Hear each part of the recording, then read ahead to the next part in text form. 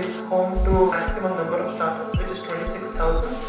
Cookery, bakery, fashion, clothes and traditional women stuff.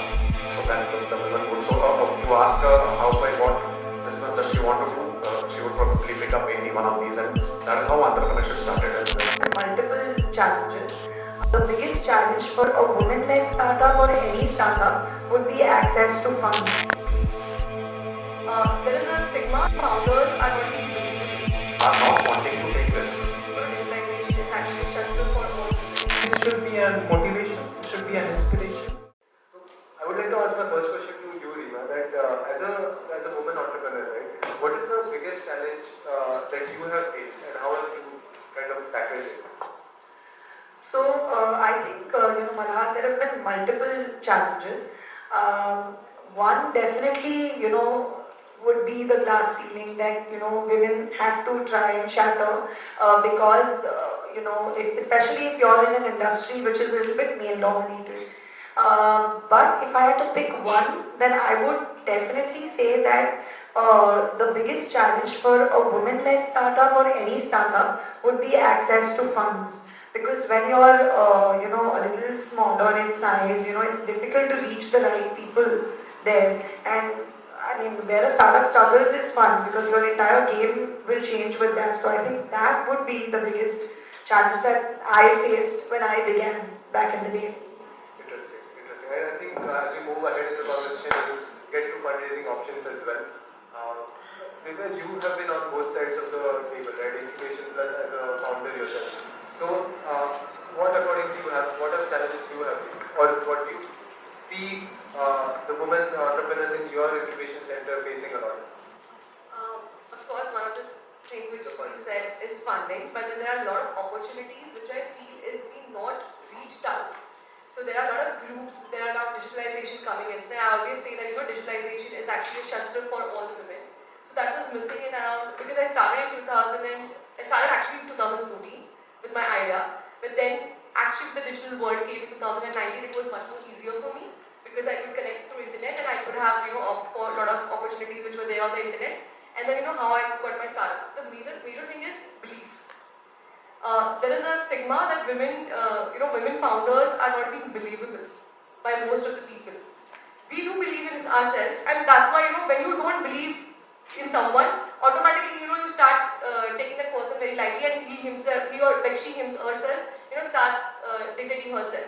I think that is something which is missing. If someone, a distributor or someone a government person is believing in us, I think we have the potential. That unleashed potential is there with all of us, with all the students which are sitting over here, to get that on this. I think the belief is missing. Because of that, there are a lot of things which we miss out.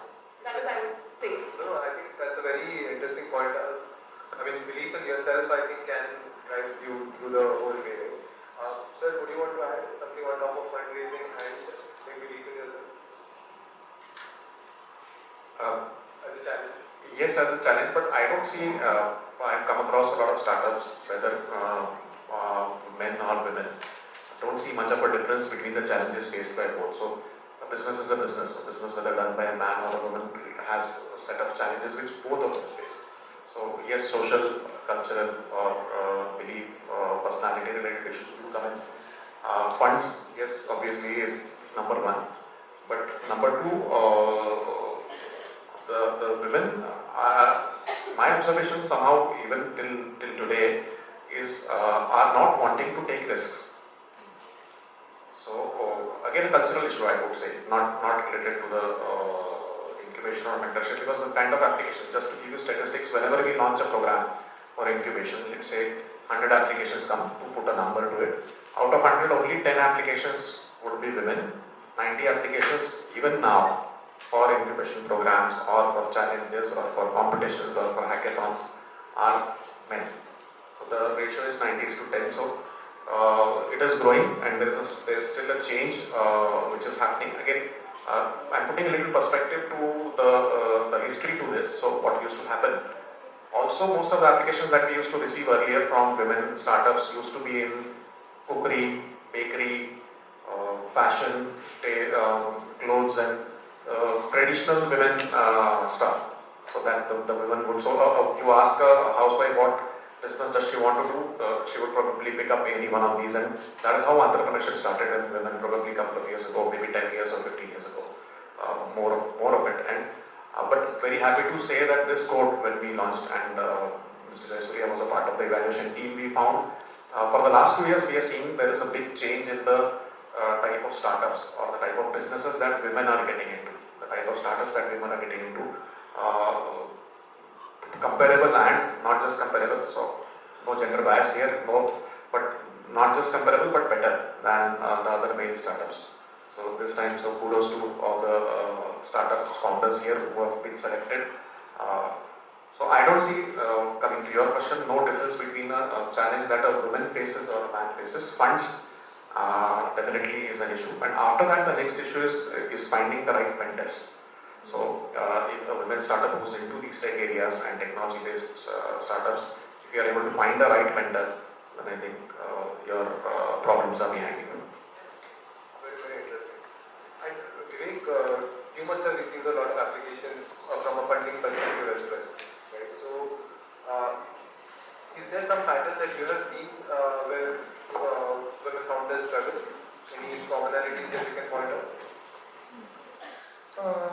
I don't think so. I don't think so. Let me give you with the perspective of the data right now. So Maharashtra is home to maximum number of startups, which is 26,000, and more than 50%, that more than 13,000 students are women-led startups in the state.